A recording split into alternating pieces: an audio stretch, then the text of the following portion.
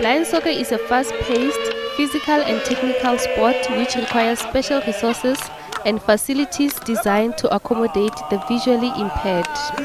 It is said to be the world's most popular sport for athletes with a visual impairment, but in South Africa, it's still in its infancy. For the first time ever, Corinthians Africa recently traveled to Moscow, where they represented South Africa and took on other professional teams.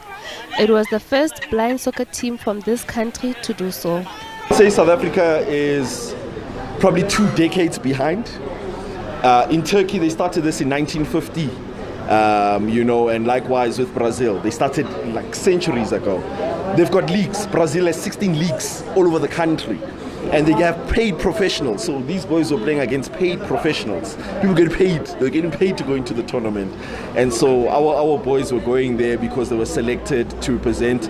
Some good players couldn't even make it because they couldn't get a passport on time as well. Playing this sport requires a pitch that is flat and non-abrasive with a solid surface that's 40 meters by 20 meters.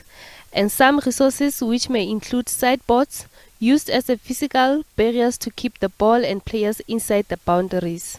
Eye shades which are used for official competitions to ensure a level playing field, and most importantly a ball with a bell in it that makes noise when it moves, are also required. Next up for the Corinthians Africa is a trip to Brazil, where they will be playing in 2025 BRICS Games, and then to the Kazakhstan Blind Football Championship in Asia.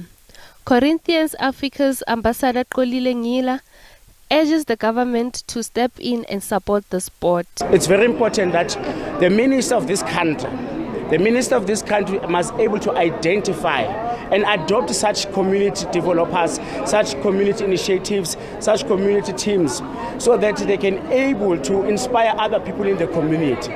So the minister himself must be able to come to Corinthians and able to see how best they can able to assist. They've got a big facility that can able to be developed, and we're even asking out there every sponsors to be able to come and assist this community.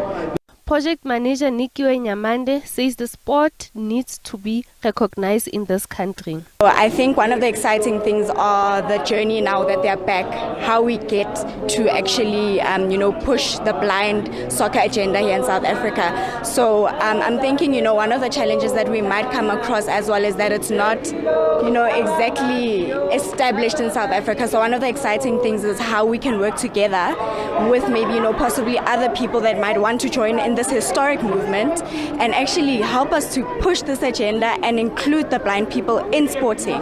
So I'm hoping that we can maybe get a few people that can be helping hands and be part of the historic movement, because I'm telling you, we're going very far. Spain is considered to be the pioneers of the sport. It was introduced there in the 1920s, while the first national championships in Brazil were held in the 1960s. South Africa have some catching up to do. Mahudi Mulapo, SABC News, Johannesburg.